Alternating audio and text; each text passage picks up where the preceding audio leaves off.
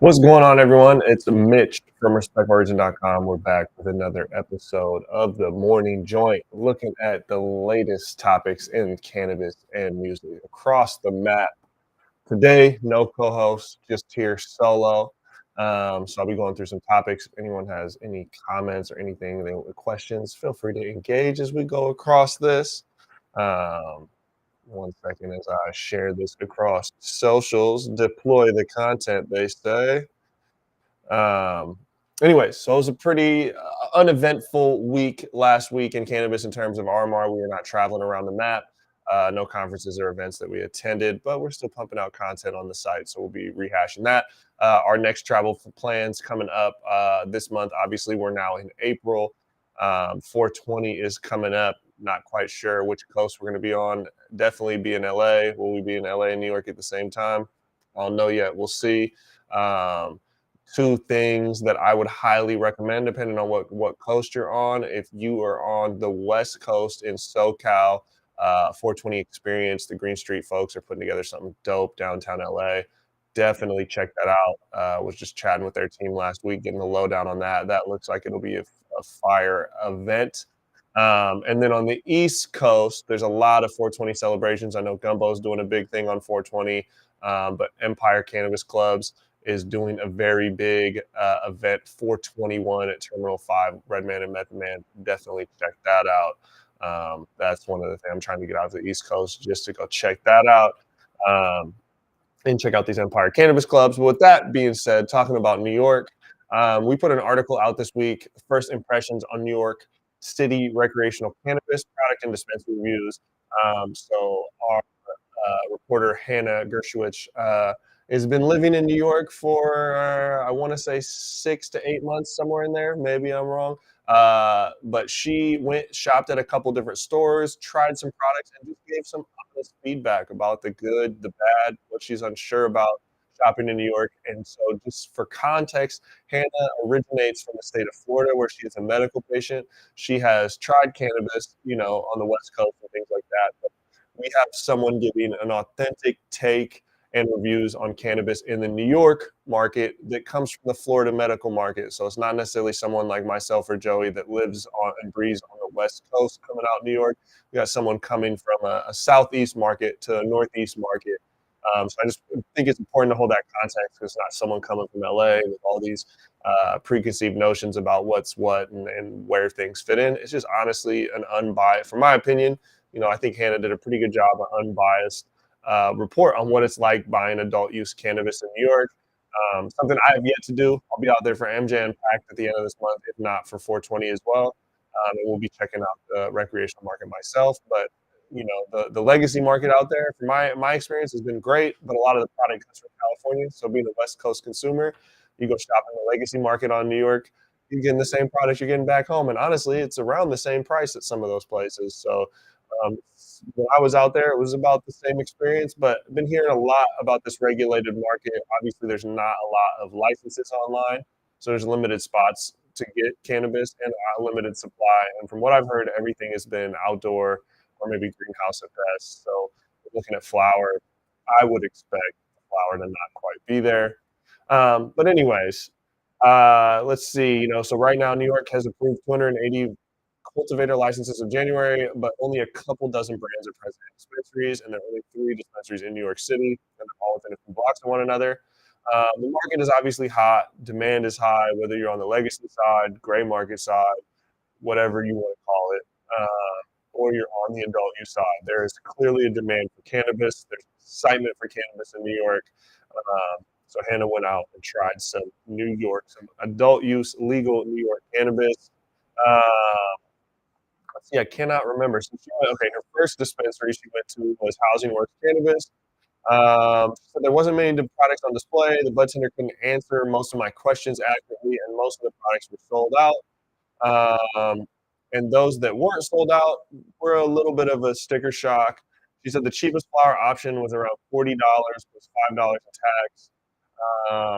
And then she said the 1 gram vapes were about $100. The cannabis she bought was from Back Home Cannabis Co. packaged in a black Mylar bag. Um, She said the inside contents of that eighth that she bought for about $45 out the door were what she would expect if she bought a $25 eighth at a bodega in the same packaging. It was kinda harsh, wasn't that strong, it was kinda disappointing. And then she said, "But then I realized I just bought legal weed in New York City." This was days after history was made with the first opening of a legal dispensary out there. So even though she wasn't super stoked about the flower product, getting lab tested legal cannabis was pretty great experience and understood that, that's what caused it to be about double what she woulda got at the bodega. We got some pictures in there, and then let's see, the next dispensary she went to was Union Square Travel Agency. She said it was an entire experience. Um she said the entire experience was on brand. Enjoy your flight. Where are you trying to go?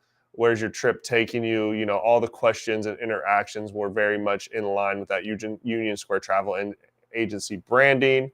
So she bought the Florist Farms Banana Runts eighth there. She saw it on social media, Florist Farms, talking about their farming practices. So really wanted to try it. It was grown in a sun-grown organic farm upstate, farmer owned and operated. Buds were hand trimmed and presented in sustainable packaging, glass jars with reclaimed ocean plastic lids. She paid a tad over $60 post tax for an eighth of the Banana Run sun grown flower. Determined it was worth the price. It was no Jungle Boys. And mind you, this writer is from Florida where there is Jungle Boys. So she's like, similar pricing down there. But it was pretty potent, flavorful, and smooth. Everything I'd expected in this price range. The bud was nicely packaged in quality materials. The jar didn't include much information, state compliant. It was a sativa containing 21% THC. Not much information on the terpenes or anything like that. But again, we have a picture of that in the article.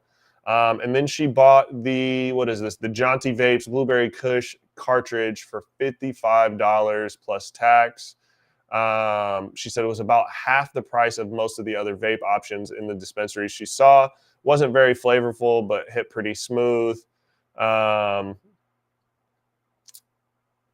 She said, not a bad for the price and being on the legal market. Honestly, not that bad. And then, kind of to sum it all up, she said everything considered through the adult use market has seen and is still seeing its fair share of obstacles. It's off to a promising start. I believe it's fair to say the market is flourishing.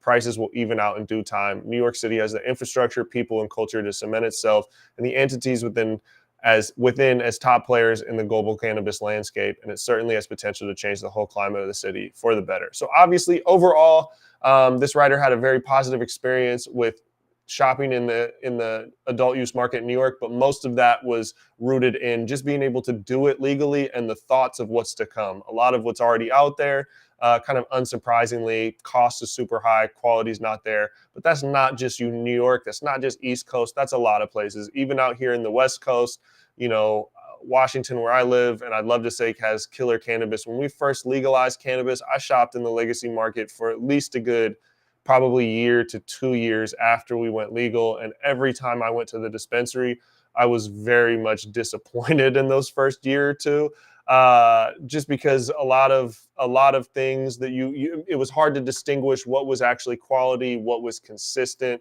how were things grown, and dealing with bud tenders that weren't just pushing products because nobody knew. All the people coming in were so new, so bud tenders weren't that well versed themselves, and they weren't even well versed in dealing with educated consumers or how to understand who's educated and who's not.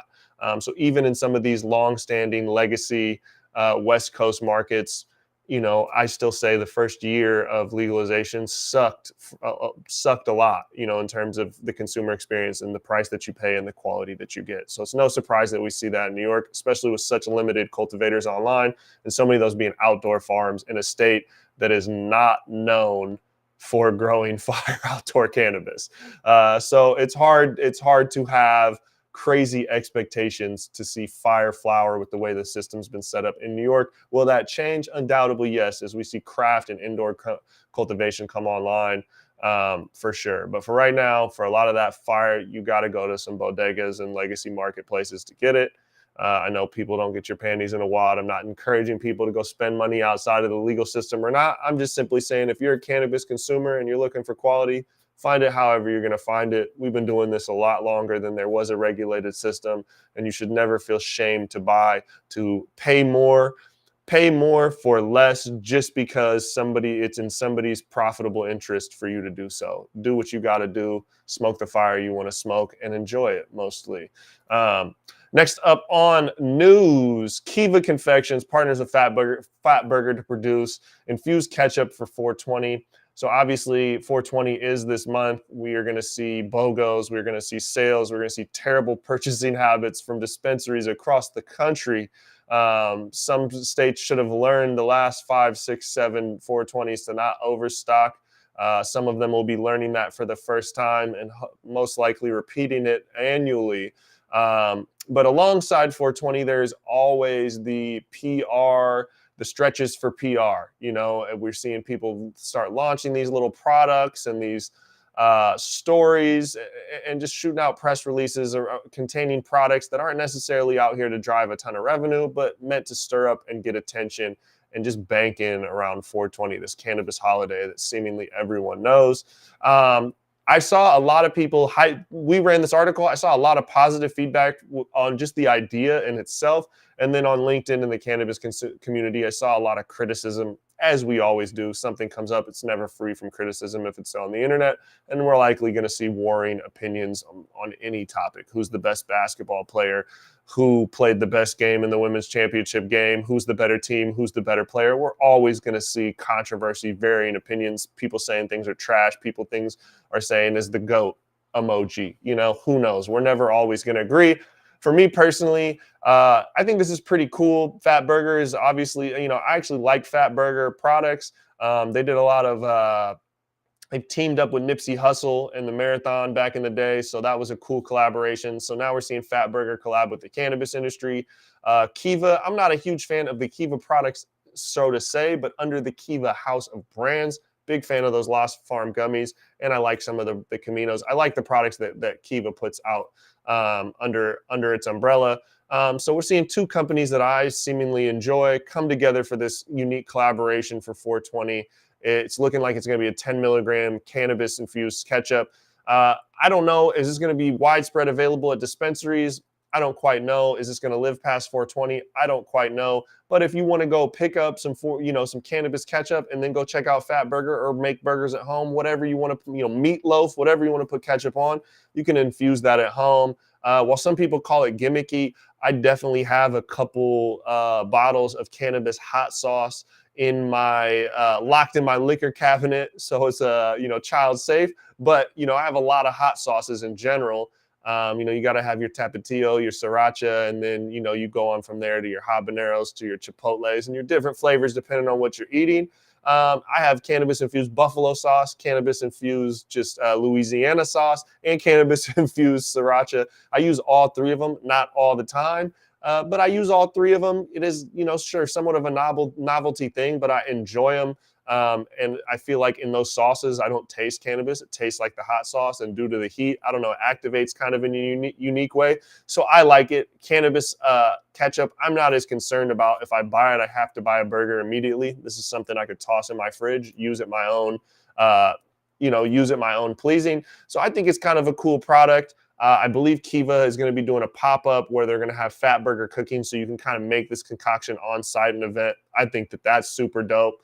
They're going to be selling individual packets of cannabis-infused ketchup for $5 a piece. It starts April 6th at participating Artistry and Sweet Flower dispensaries around Los Angeles. We were talking about $5 for 10 milligram THC. That's honestly not bad.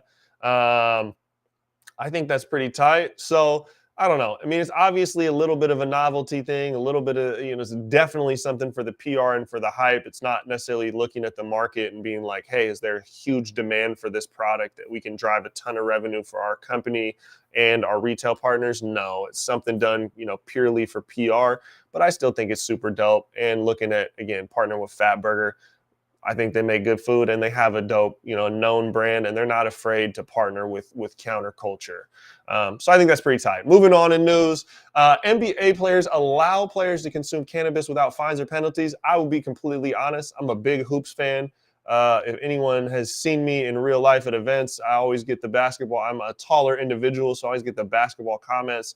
I'm beyond just that. I'm just a huge hoops fan. I honestly thought that NBA players were already allowed to smoke cannabis, but in educating myself on this, I guess they suspended cannabis testing during COVID, and I know that they've been kind of peeling back the penalties for cannabis. Shout out, Ricky Williams was in the NFL, but not necessarily the NBA, but players like Ricky Williams that really paid the price for smoking cannabis while being in these professional sports leagues, and their pockets and their personal brand taking a huge hit for using cannabis to now get to the point where the NBA and the NBA Players Association or National Basketball Players Association can now put out a press release saying that cannabis players can consume cannabis without fines or penalties. I mean, that's not necessarily exactly what they say, but that's the gist of it.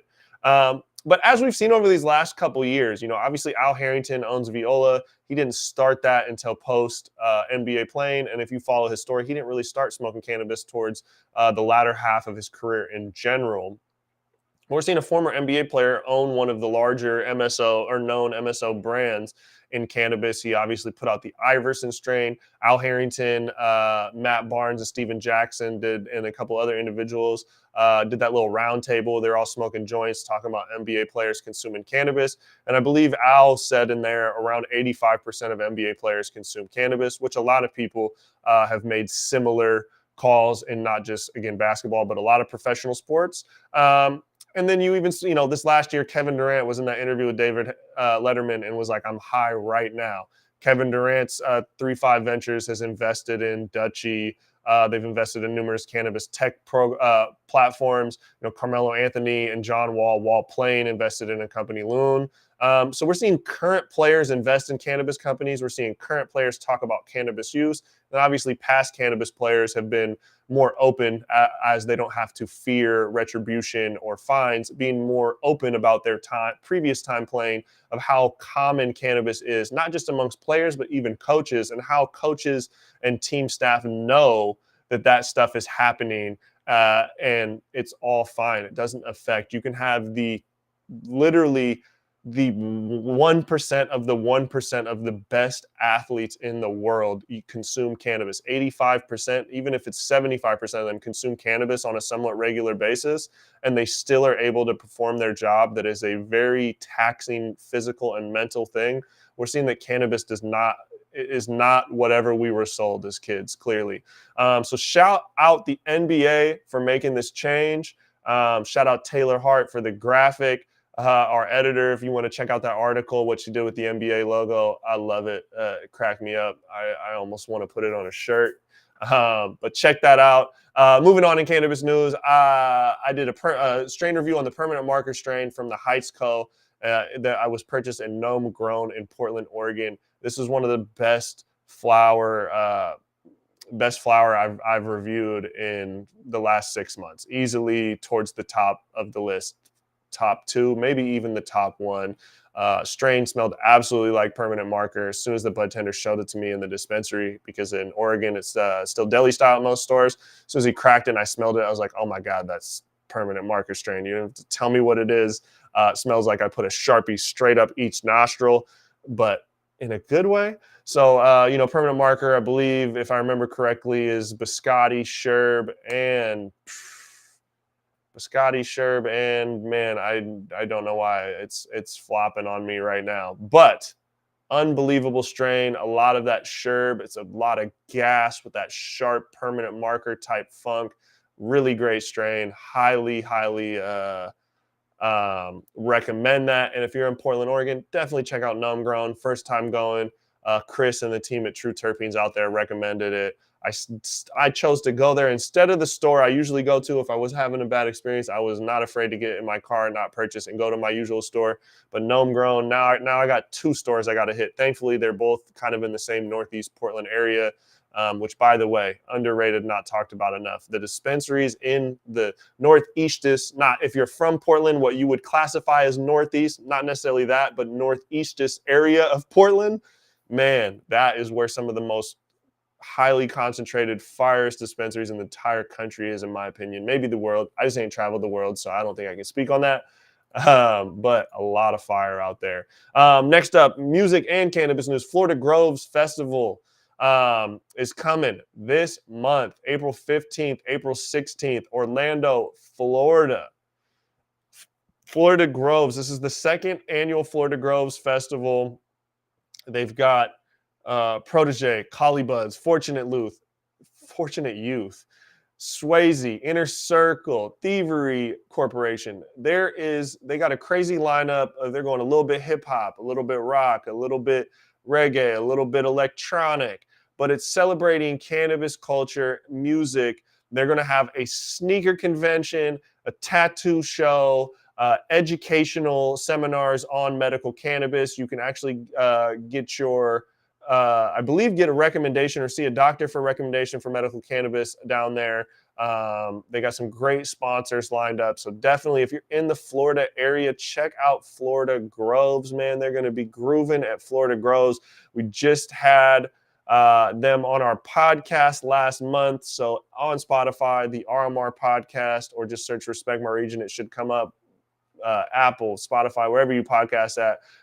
We talked to the founder of Florida Groves last week about what went into their journey getting to from building these dab day kind of more underground cannabis events to building into this more mainstream music and cannabis culture. Super dope, super inspiring. Definitely check that out if you're in the Florida market. Next up in music, Hot Music Friday. I know it's not Friday, but every Monday we recap what came out last week, and we have a series called Hot Music Friday. So if you're always looking for new music, every Friday we're publishing a list of the new stuff coming out across the week. A lot of it is at that tail end. So last week there's a new music from Linkin Park. I didn't even know they were still out here doing that. Paris, Texas. Hit Boy just put out an album, so we featured the song with Dom Kennedy and J305. I really like that second track on that Hit Boy album with Nas. I think it's called High Tide. That was my favorite track on that album. We're featuring another one on here. Wax Motif. And then another one, man, one of my favorite ones that came out last week, The Great Escape. Larry June and the Alchemist just put an album out. They teased a couple music videos. Been teasing content on Instagram and put out a couple singles. That Palisades with featuring Big Sean is definitely fire. Alchemist, I grew up making beats. Alchemist was somebody I greatly looked up to in my middle school and high school years. I wanted to go to NYU because Alchemist went to NYU. I didn't go to NYU. But man, such a big fan of him is my childhood. And it's like, he had he had success with Mobb Deep and some of these guys, and Cypress Hill, and Soul Assassin's family, and then he went mainstream and was doing stuff for Cameron and Lil Wayne, and had some heaters out there. And then these last few years, it's like he's been doing nothing but like underground, these partnership albums with like artists new and old, and it's just super chill music. But it's like he's saying he's making the most money out of his career, and he's only doing stuff that he likes, that he loves. He's not even getting crazy play.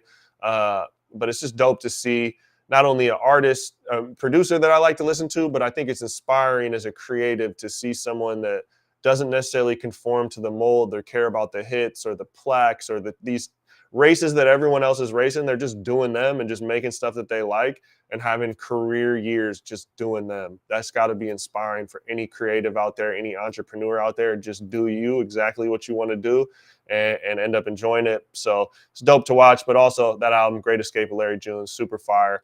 And then also Tyler, the Creator, put out another album last week. I haven't listened to a ton of it, but I've scrolled through. It's definitely sounded fire. I don't know what you guys are listening to, but let us know. Next up in music news, Heatwave Festival is announced for Chicago. They got a pretty dope lineup. It's a lot of electric and pop music. It's got Grizz, Griffin, Slander, Tiesto, A-Track. I mean, this is a pretty fire lineup for the electronic fans. You know, it's not necessarily my wave, but I know there's a lot out there. And Heatwave coming June 10th and 11th, Chicago, Illinois. Definitely check that out. I think we're going to have a writer out there. Next up in music news, word around the sound, our editor Taylor Hart and longtime music contributor for Respect My Region, and contributor for the Seattle Times out here, contributes every single year on behalf of Respect My Region for the best albums and best hip hop to be released in the Seattle area. Friend of mine, works for me, but also someone I respect at a super high level. Just don't tell her that. I don't think she's watching this. But she just dropped her word around the sound every Friday. She's giving an update. For those of you who don't know, the sound, Puget Sound, that's what we call the body of water out here, the inlet of the ocean. If you're in Seattle, it is the ocean technically, but it's this big inlet called the Sound, a bunch of islands in there. It's not like the open ocean. Anyways, if you didn't know, now you know. And so anyway, she's doing the word around the sound. So it's mainly Seattle music news, but we look a little bit, sometimes to Portland, Tacoma, Spokane, a little bit around the Pacific Northwest in general. Highlighting that, L Rock just released Jug God Larry. L Rock's an artist from Tacoma. Super dope dude. I've known him for many years. Puts out a lot of great music. Just dropped his new album. He just dropped some album for Valentine's Day that was more for the ladies, and this one's more, the hustler, jugging. So we got albums, back-to-back months, back-to-back albums. Next up in there, we got Ugly Frank, just put out Rob Lowe. If you don't know who Ugly Frank, Ugly Frank is. He was in this group, I'll Fight You. I'll Fight You still exists, but Ugly Frank's doing his own thing solo. When I was hanging out in Pittsburgh in 2012, 2011, man, and Mac Miller, I worked with some of the groups that work with him. When he found out, anyways, that some of my guys were out in Seattle, he had brought up the name Ugly Frank and was a fan. So Mac Miller was a fan 10 years ago. This dude, Ugly Frank at Tacoma. You may never have heard of him, but Mac Miller was a fan. Super, super dope artist. He just put out a music video, Rob Lowe. He's an incredible rapper, and he's for sure to make you going to laugh if you listen to his music or follow him on social media, especially if you follow him on social media. But yeah, check out that new record from Ugly Frank. A bunch of other music from around the country. We got Dre's, my guy Dre's just did my Vitzva music video. Check that out. Dre's is a songwriter from the Seattle area. He wrote a lot of songs for a lot of TV shows and movies and stuff that people would be aware of, but also does his own music solo. Great dude, great artist, doing a lot of fire stuff. So definitely check that out.